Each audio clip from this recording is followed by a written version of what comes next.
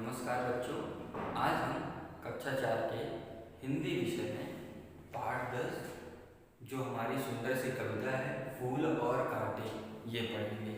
ठीक है। इस कविता के कवि, इस कविता के रचयिता कौन है?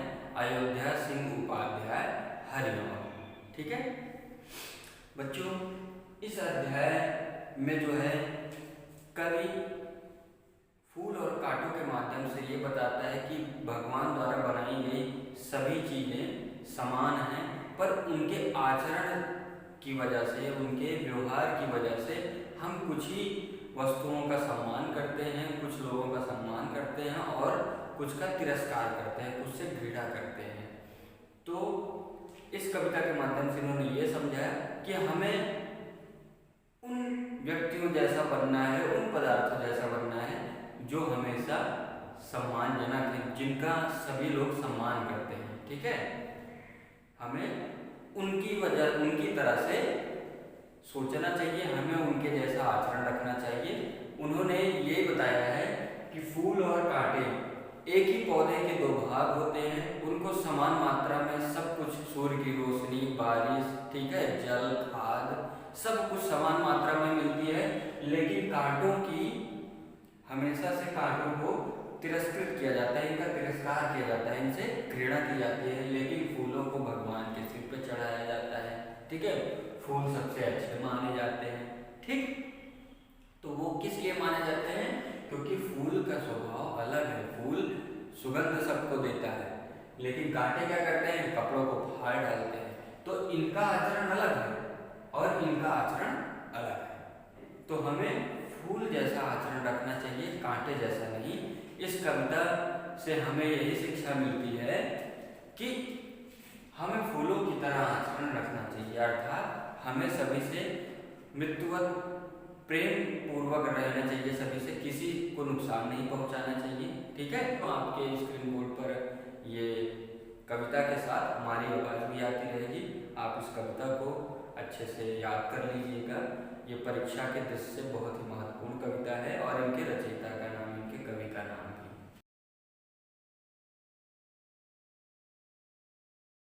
प्यारे बच्चों, आइए अब हम एक सुंदर सी कविता पढ़ेंगे जिसके रचयिता हैं अयोध्या सिंह उपाध्याय हरिऔध। ठीक है, हरिऔध का पूरा नाम है अयोध्या सिंह उपाध्याय हरिऔध। ठीक है, ये बहुत ही अच्छे कवि थे। ठीक है, इनको कई सारे पुरस्कार भी दिए गए हैं इनकी रचनाओं के लिए।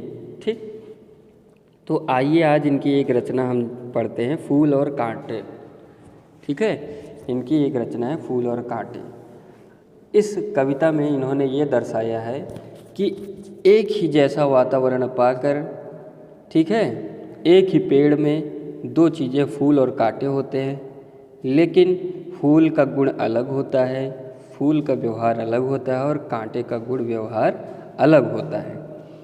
तो हमेशा हमें अच्छा बनना चाहिए। ठीक है, फूल जैसा बनना चाहिए, पुष्प जैसा बनना चाहिए, कांटे जैसा नहीं। ठीक है, कवि इस कविता के माध्यम से हमें ये बताना चाह रहा है कि सभी वस्तुएं भगवान के द्वारा बनाई गई हैं, प्रकृति में सब चीज़ों का निर्माण भगवान ने किया है, फिर भी कुछ ही वस्तुओं का सम्मान किया जाता है जबकि कुछ का तिरस्कार किया जाता है। ठीक है, कुछ से घृणा की जाती है। अब चाहे वो एक ही कुल के क्यों ना हो, अब जैसे आप देखिए, गुलाब का फूल और गुलाब के कांटे दोनों एक ही पौधे के दो भाग होते हैं, है कि नहीं? लेकिन गुलाब के कांटों से सब घृणा करते हैं और गुलाब के फूल को सब पसंद करते हैं, है कि नहीं? तो वे इसलिए पसंद करते हैं क्योंकि उनके व्यवहार से, उनके गुण से पसंद करते हैं। तो हमेशा हमें अपने अंदर अच्छे आचरण लाने चाहिए। ठीक है, कभी किसी को बुरा नहीं कहना चाहिए। अब आइए हम ये प्यारी सी कविता पढ़ते हैं। है जन्म लेते जगह में एक ही पौधा उन्हें है पालता, रात में उन पर चमकता चांद भी एक ही सी चांदनी है डालता। कवि कह रहे हैं कि एक ही पौधे में जन्म लेते हैं फूल और कांटे, और उन पर चांदनी जो है, जब रात में चांद निकलता है तो वो अपनी चांदनी बिखेरता है कांटों पर भी बराबर मात्रा में और उन फूलों पर भी। ठीक है, अर्थात एक ही पेड़ में ये कांटे और फूल दोनों जन्म लेते हैं। ठीक है, और उन पर जो चांद अपनी रोशनी डालता है, ठीक है, वो भी एक समान डालता है। मेह उन पर है बरसता एक सा, एक सी उन पर हवाएं हैं बही, पर सदा ही यह दिखाता है हमें ढंग उनके एक से होते नहीं।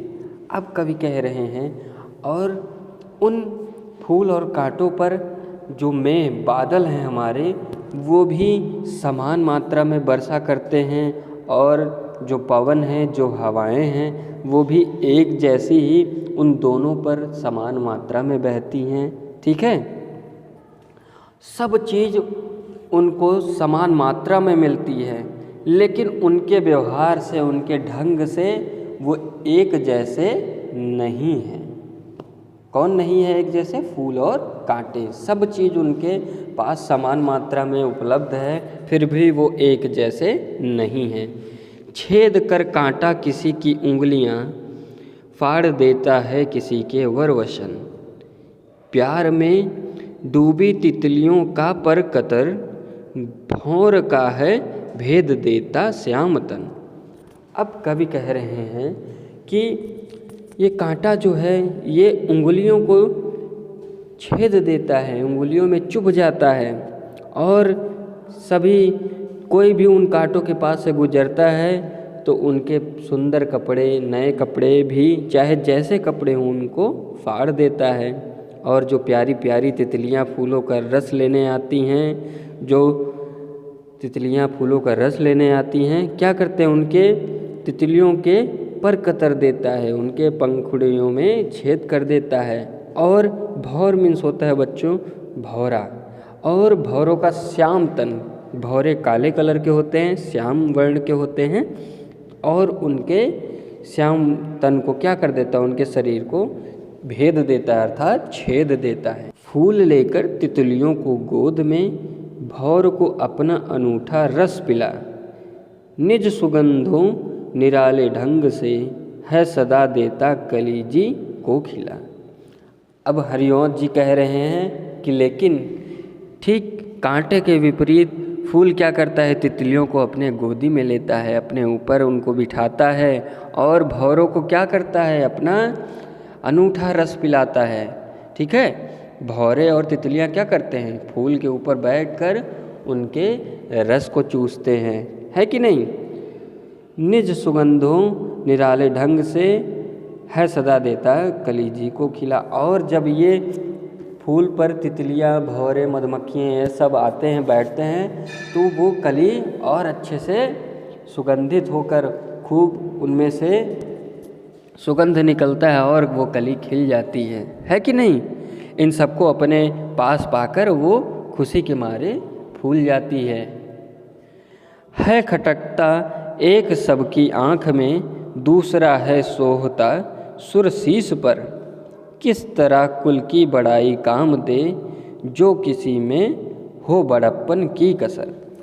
हरिऔध जी कह रहे हैं अंतिम पंक्तियों में कि एक जो है, जो कांटा है, वो सबकी आँखों में खटकता है, सब उससे घृणा करते हैं, जबकि दूसरा सोहता मतलब बच्चों सुशोभित होता है, सुर मतलब होता है भगवान, शीश मतलब होता है सिर, और वहीं पुष्प जो है भगवान के सिर पर जो है सुशोभित होता है। भगवान को सब माला चढ़ाते हैं, है कि नहीं? माला पहनाते हैं। और जबकि वहीं उसी पेड़ से पैदा हुआ वो कांटा है, उसका सब तिरस्कार करते हैं। ऐसा क्यों होता है? ऐसा इसलिए होता है बच्चों कि अगर किसी के अंदर बड़प्पन की कसर रहे, बड़प्पन की कमियां रहेंगी, तो उनकी बड़ाई नहीं होगी। बड़ाई किसकी होती है? जिनका व्यवहार अच्छा हो। ठीक है, जो हमेशा सबके साथ अच्छा व्यवहार रखे, उन्हीं की बड़ाई होती है, उन्हीं को लोग प्यार करते हैं। बाकी जो जिनका आचरण अच्छा नहीं होता है उनका सब तिरस्कार करते हैं, उनसे सब घृणा करते हैं। हरिऔध जी ने बच्चों इस कविता के माध्यम से हमें यह शिक्षा दी है कि हमें पुष्प जैसा आचरण रखना चाहिए, हमें फूलों जैसा आचरण रखना चाहिए, अर्थात हमें प्यार से रहना चाहिए, हमें किसी को नुकसान नहीं पहुंचाना चाहिए। जैसे कांटे और फूल दोनों एक ही पेड़ से पैदा होते हैं, लेकिन दोनों के आचरण में बहुत ज़्यादा विभिन्नता पाई जाती है कि नहीं। एक बहुत ही उसका आचरण, फूल का आचरण बहुत ही अच्छा होता है, जबकि कांटों का आचरण बहुत ही बुरा होता है। और फूल की ही लोग जो है सराहना करते हैं, कभी कांटों की सराहना नहीं करते। इसीलिए बच्चों हमेशा हमें पुष्प जैसा बनना चाहिए, फूल जैसा बनना चाहिए, कांटों जैसा नहीं। ठीक है, अब ये आपकी कविता समाप्त होती है। आप इस कविता को याद कर लीजिएगा और इसके रचयिता, इसके कवि जो हैं अयोध्या सिंह उपाध्याय हरिऔध, इनका पूरा नाम भी याद कर लीजिएगा। ठीक है, शब्दार्थ भी याद कर लीजिएगा। ठीक, और ये आपका कविता समाप्त होती है। धन्यवाद।